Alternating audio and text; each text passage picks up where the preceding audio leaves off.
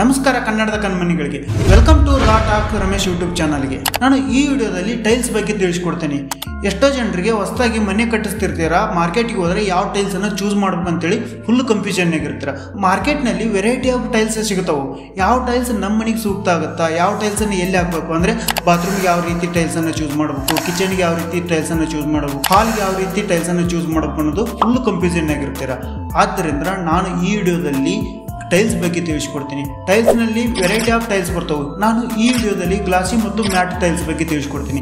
ಅಂದರೆ ಗ್ಲಾಸಿ ಟೈಲ್ಸ್ ಅಂದ್ರೇನು, mat tiles ಅಂದ್ರೇನು, ಇವುಗಳ ಮಧ್ಯೆ ಇರುವಂಥ ಡಿಫ್ರೆನ್ಸ್ ಏನು, ಇವುಗಳನ್ನು ಎಲ್ಲೆಲ್ಲಿ ಉಪಯೋಗ ಮಾಡ್ತಾರೆ, ಮತ್ತು ಅಡ್ವಾಂಟೇಜಸ್ ಏನು, ಡಿಸ್ಅಡ್ವಾಂಟೇಜಸ್ ಏನು, ಇವುಗಳ ಮೇಂಟೆನೆನ್ಸ್ ಹೇಗಿರ್ತೈತಿ ಎಲ್ಲವನ್ನು ನಾನು ಈ ವಿಡಿಯೋದಲ್ಲಿ ತಿಳಿಸ್ಕೊಡ್ತೀನಿ. ಕಡೆವರೆಗೂ ಮಿಸ್ ಮಾಡಿದೆ ವಿಡಿಯೋವನ್ನು ನೋಡಿ.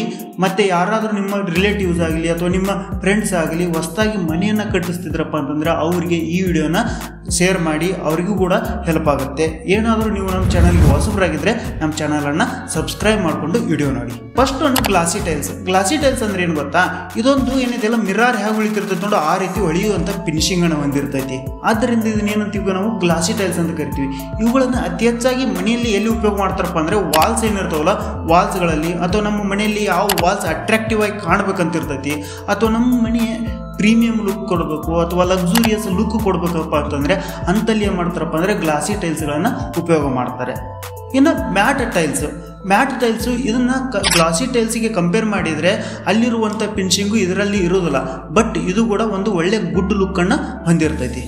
ಮತ್ತು ಈ ಮ್ಯಾಟ್ ಟೈಲ್ಸನ್ನು ಅತಿ ಹೆಚ್ಚಾಗಿ ಎಲ್ಲಿ ಉಪಯೋಗ ಮಾಡ್ತಾರೆ ಅಂದರೆ ಈ ಫ್ಲೋರಿಂಗ್ ಏನಿದೆಯಲ್ಲ, ಈ ಫ್ಲೋರಿಂಗ್ನಲ್ಲಿ ಅತಿ ಹೆಚ್ಚಾಗಿ ಈ ಮ್ಯಾಟ್ ಟೈಲ್ಸನ್ನು ಉಪಯೋಗ ಮಾಡ್ತಾರೆ. ಇನ್ನು ನೆಕ್ಸ್ಟ್ ಅಡ್ವಾಂಟೇಜಸ್. ಈಗ ನಾವು ಗ್ಲಾಸಿ ಟೈಲ್ಸನ್ನು ತೊಗೊಂಡ್ವಿ ಅಂದರೆ ಏನು ಅಡ್ವಾಂಟೇಜಸ್ ಇದೆ ಗೊತ್ತಾ, ನಮ್ಮ ಮನೆ ಒಂದು ಒಳ್ಳೆ ಗುಡ್ ಲುಕ್ ಆಗಿ ಕಾಣುತ್ತೆ. ಇವಾಗ ಹಾಲ್ ಇದೆ, ಹಾಲ್ನಲ್ಲಿ ಲೈಟ್ ಇರ್ತಾವಲ್ಲ, ಆ ಲೈಟು ಈ ಗ್ಲಾಸಿ ಟೈಲ್ಸ್ ಏನಾದ್ರು ನಾವು ಹಾಲಿಗೆ ಹಾಕ್ಸಿದೀವಪ್ಪ ಅಂದ್ರೆ ರಿಫ್ಲೆಕ್ಟ್ ಕೊಡ್ತಾವೆ. ಆ ರಿಫ್ಲೆಕ್ಟ್ ಕೊಡೋದ್ರಿಂದ ನಮ್ಮ ಮನೆ ಹಾಲ್ ಆಗಿರಲಿ ಅಥವಾ ಬೆಡ್ರೂಮ್ ಆಗಿರಲಿ, ನಾವೆಲ್ಲಿ ಈ ಗ್ಲಾಸಿ ಟೈಲ್ಸನ್ನು ಉಪಯೋಗ ಮಾಡಿರ್ತೀವಿ ನೋಡು, ಅದು ಒಂದು ಒಳ್ಳೆ ಪ್ರೀಮಿಯಂ ಲುಕ್ಕನ್ನು ಕೊಡ್ತೈತಿ.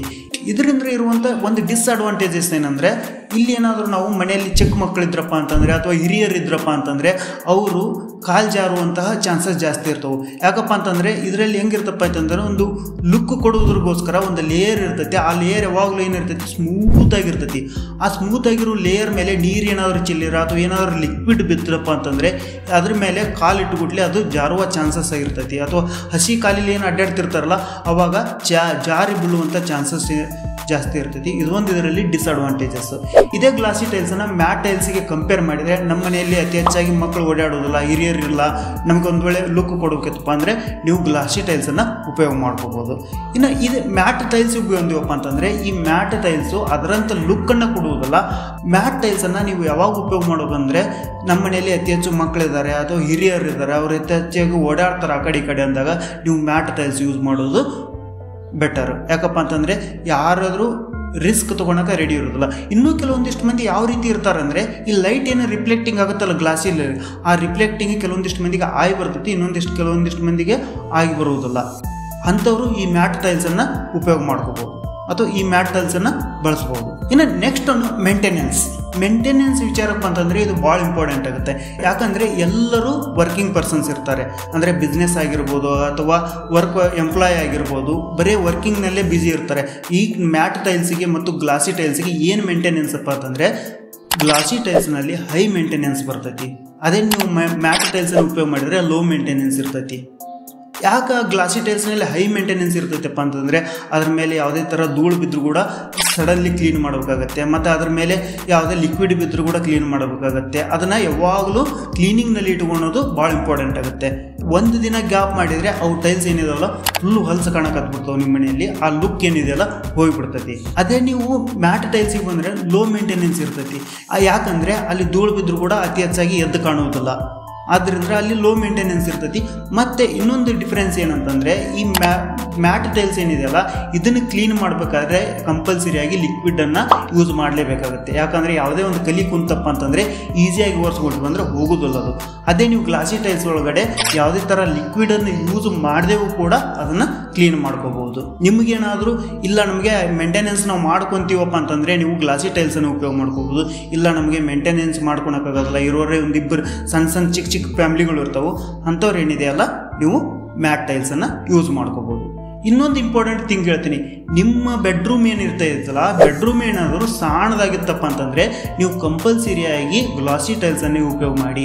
ಯಾಕಂದರೆ ನಿಮ್ಮ ಬೆಡ್ರೂಮ್ ಏನಿದೆಯಲ್ಲ ಒಂದು ಲಕ್ಸುರಿಯಸ್ಸು ಅಥವಾ ಪ್ರೀಮಿಯಮ್ ಲುಕ್ ಕೊಡ್ಬೇಕಿತ್ತಪ್ಪ ಅಂತಂದರೆ ಈ ಗ್ಲಾಸಿ ಟೈಲ್ಸನ್ನು ಉಪಯೋಗ ಮಾಡಿದಾಗ ಲೈಟ್ ಏನಿದೆ ರಿಫ್ಲೆಕ್ಟಿಂಗ್ ಆಗೋದ್ರಿಂದ ಆ ಬೆಡ್ರೂಮ್ ಒಂದು ಒಳ್ಳೆ ಲುಕ್ ಕಾಣುತ್ತೆ. ಯಾವಾಗಲೂ ನೀವು ಪೀಸ್ಫುಲ್ಲಾಗಿ ಇರ್ಬೋದು ಅಂತಹ ಲುಕ್ಕನ್ನು ಕೊಡುವುದರಿಂದ.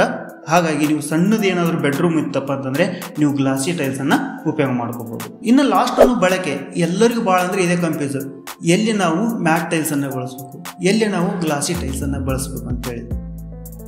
ನಾನು ಹೇಳ್ತೀನಿ, ಮ್ಯಾಟ್ ಟೈಲ್ಸನ್ನು ಅತಿ ಹೆಚ್ಚಾಗಿ ಎಲ್ಲಿ ಬಳಸ್ತಾರೆ ಅಂದರೆ ಫ್ಲೋರಿಂಗ್ನಲ್ಲಿ ಬಳಸ್ತಾರೆ.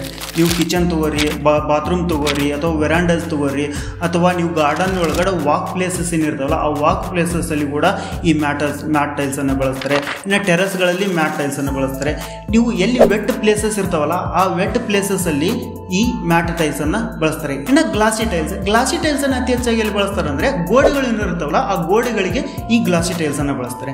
ಯಾಕೆ ಗೋಡೆಗಳಿಗೇನು ಬಳಸ್ತಾರಪ್ಪ ಅಂತಂದರೆ ನಾನು ಆವಾಗಲೇ ಹೇಳಿದಂಗೆ ಪ್ರೀಮಿಯಂ ಲುಕ್ಕು ಅಥವಾ ಲಕ್ಸುರಿಯಸ್ ಲುಕ್ ಕೊಡ್ಬೇಕಂತೇಳಿ ಈ ಗ್ಲಾಸಿ ಟೈಲ್ಸನ್ನು ಗೋಡೆಗಳಿಗೆ ಬಳಸ್ತಾರೆ.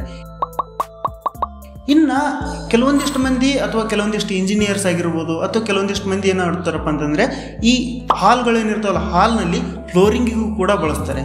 ನೀವೇನಾದರೂ ರಿಸ್ಕ್ ತೊಗೊಳಕ್ಕೆ ರೆಡಿ ಇದ್ದರೆ, ನಿಮಗೇನಾದರೂ ಒಂದು ಒಳ್ಳೆ ಲುಕ್ ಬೇಕಿತ್ತಪ್ಪ ಅಂತಂದರೆ ಈ ಫ್ಲೋರಿಂಗ್ನಲ್ಲಿಯೂ ಕೂಡ ಇದನ್ನೇನು ಮಾಡ್ಬೋದು, ಗ್ಲಾಸಿ ಟೈಲ್ಸನ್ನು ಬಳಸ್ಬೋದು. ಅತಿ ಹೆಚ್ಚಾಗಿ ಈ ಕಿಚನ್ ವಾಲ್ಸ್ ಏನಿರ್ತಾವಲ್ಲ, ಕಿಚನ್ ವಾಲ್ಸಿಗಿರ್ಬೋದು, ಬಾತ್ರೂಮ್ ವಾಲ್ಸಿಗಿರ್ಬೋದು, ಮತ್ತು ಮನೆ ಮುಂದಿನ ಫ್ರಂಟ್ ವಾಲ್ ಏನಿರ್ತಾವಲ್ಲ ಫ್ರಂಟ್ ವಾಲ್ಸಿಗೆ, ಇನ್ನು ಕೆಲವೊಂದಿಷ್ಟು ಮಂದಿ ಬಾಲ್ಕನಿಯಲ್ಲಿಯೂ ಕೂಡ ಈ ಗ್ಲಾಸಿ ಟೈಲ್ಸನ್ನು ಬಳಸ್ತಾರೆ.